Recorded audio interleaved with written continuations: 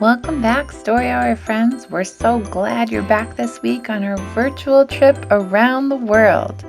So get ready for a sing-along around the campfire, and then we'll read a wonderful book by Elizabeth and Izzi Rusch called A Search for the Northern Lights. Because this week we're camping in the wonderful wilderness of Alaska, hoping to see the northern lights and maybe even glimpse a black bear, but not too close up, I hope.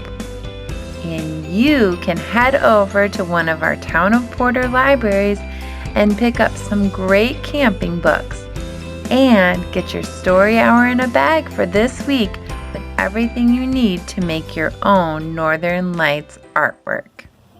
The other day, I met a bear, a great big bear, oh way out there, The other day I met a great big bear, oh way out there. He looked at me, I looked at him, he sized up me, I sized up him, he looked at me, I looked at him, he sized up me, I sized up him. He said to me, why don't you run, I see you ain't got bubble gum, he said to me, why don't you run, I see you ain't got bubble gum.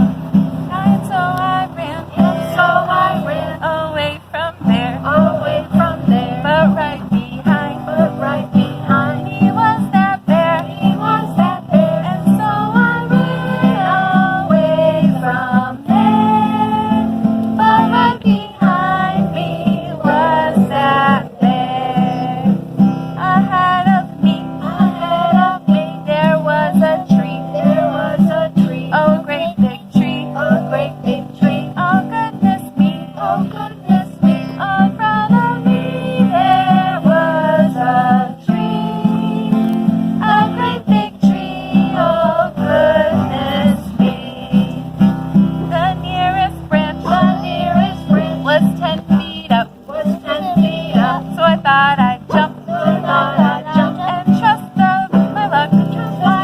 The nearest branch was 10 feet up, so I thought I'd jump and trust my luck. And so I jumped into the air, but I missed that branch, oh way up there, and then so I jumped into the air, but I missed that branch, oh way up there.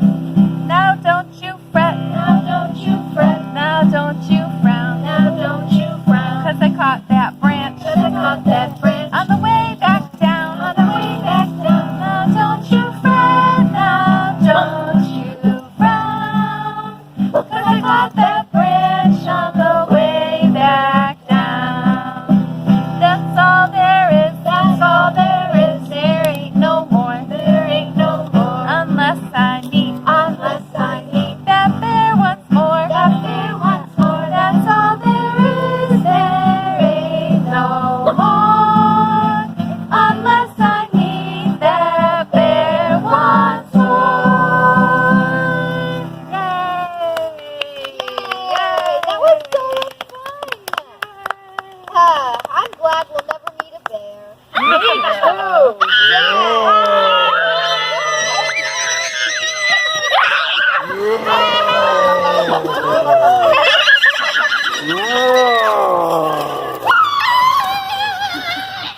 Where'd everybody go?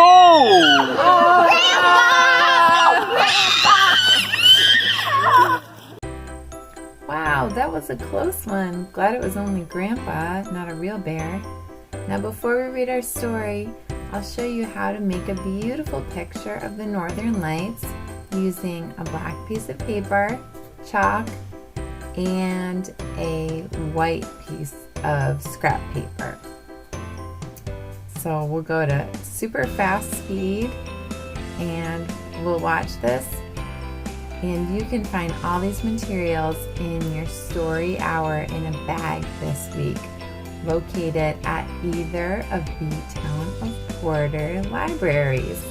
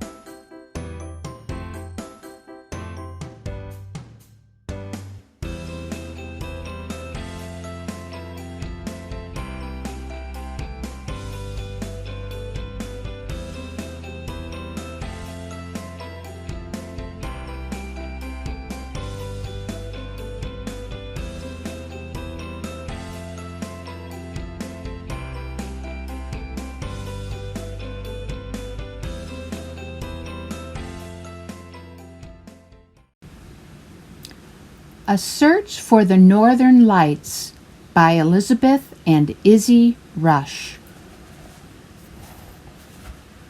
Alex and her mom boarded a plane bound for Anchorage, Alaska. Alex peered through the window as the plane rose above the clouds, revealing a clear night sky, blanketed with stars. "Oh," she breathed, "look!" Her mom leaned in. "Maybe we'll see the aurora from here." They spent the whole flight searching the sky for a glow of green, but they never saw one. The plane descended into dense fog. Then came drizzle. "Can we look anyway?" Alex asked. In a dark spot away from town, they stepped out of the car and gazed skyward. Rain splashed on their upturned faces. Alex crossed her fingers. "We'll see them when the weather gets better." The weather did not get better, but there was lots to do in Alaska. At a reindeer farm, Alex crept up to a shy calf with two little twisty twig antlers. She ran her hand down its coarse fur. In the evening, some of the clouds blew away. Alex and her mom peered through the openings looking for lights, but they didn't see any. The next day they took a ride on a dog cart. Happy young huskies all but jumped out of their harnesses, yipping and barking. At the command, "Mush!" Alex and her mom held on tight as the team sped down a hill. "That was fun," Alex said, "but I can't wait for the sun to set." The weather finally cleared. Alex and her mom turned off all the lights and settled before a big picture window. Finally, they spotted a faint green glow to the north. Alex gasped, "Is that it?" "I think so." Alex stayed up all night watching, hoping for more, but the light stayed small and far away. She knew there was so much more to see. On the plane the next morning, her mom hugged her. "I'm so glad you came with me." "Me too," Alex replied. "Alaska is amazing, but that green glow was just the beginning. Let's keep searching." Alex couldn't get the northern lights off her mind. On the computer, she saw beautiful displays happening all over the far north. Would she ever get to see a real one, with swirls and loops and racing colors? On her birthday, Alex opened a present. Inside was a light bulb with Northern written on top. Alex leapt up. "The Northern Lights? Really? We're going again?" Her mom pulled out a map. "We can take a road trip north to where the aurora dips into the U.S. It's not so far." Alex threw her arms around her mom. "This time I know we'll see a good one." One day the aurora forecast looked promising. Excitedly, she and her mom jumped in the car and drove along the Columbia River and all the way to Montana, to Glacier National Park. Golden aspen trees shimmered all around them. "Shall we search tonight?" her mom asked. Alex shook her head. "The solar storm is expected tomorrow. We'll get a good night's sleep tonight and be ready when the aurora comes," her mom said. Alex peeked through the trees, imagining what they might see up in the night sky tomorrow. The solar storm began earlier than expected. The aurora blazed overhead, but the daylight was too bright for them to see it. Before sunset, Alex and her mom biked past a rainbow of river rocks under crystal clear water, through meadows of waving grass, and below vast vistas of rocky, snowy peaks. That night, on the dark, pebbly shore of a lake, they stared up at the Milky Way stretching across the sky. Waves lapped quietly on the shore. A shooting star dashed past in a trail of light. Alex and Mom sipped tea and waited. They burrowed deeper under their covers and waited. They yawned, and waited. It was after midnight. Alex's feet and nose felt cold, but she still held on to hope. "We'll stay another hour at least, right?" And soon they spotted a smudge of green off in the distance. A fan of pale green rays stretched out like a hand into the sky. The green stretched longer and longer until it formed an arch. "What about the other colors?" Alex thought. "What about the other shapes?" The arch hovered there, then slowly faded away. "That was pretty cool," her mom said. Alex nodded, "but there's still so much more to see." After returning to Oregon, Alex heard on the radio that the night before an aurora had flashed in the sky not far from their home, and they hadn't even known it was coming. "We missed it," Alex cried. Reporter mentioned an aurora alert service which sends a text when a solar storm is on the way. Alex signed up. "We will never miss an aurora again," she declared. A month passed. Alex was doing homework when suddenly her phone buzzed. "This is an aurora alert. In 54 minutes, the aurora will be at storm level. 1% cloud cover is forecast for you at that time." "Mom!" Alex cried, dashing into her office. "The aurora is coming tonight. We've got to get away from the city lights." The sun was already setting. They didn't have much time.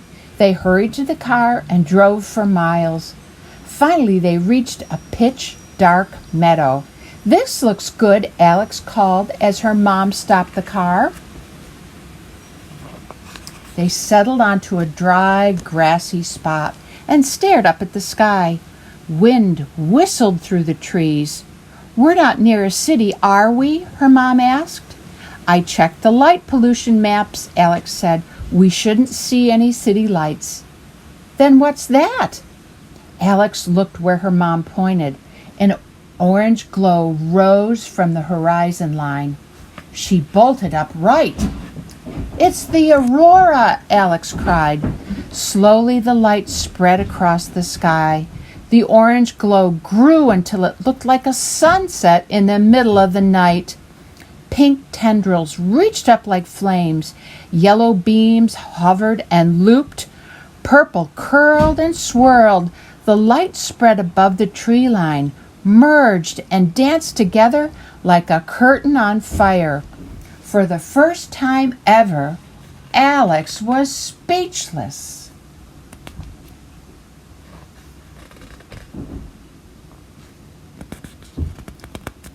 As if someone flipped a switch, the lights faded. They sank below the horizon until only a trickle of green was left. Then, Like a candle flame blown out, poof, the aurora disappeared. Alex's whole body tingled. She breathed, and the air tasted of grass and pine. Finally, her mom murmured, "I wonder what else the universe has to offer." Alex grinned. "I hear meteor showers are pretty cool. Let's see them sometime." And so they did. And that's the end.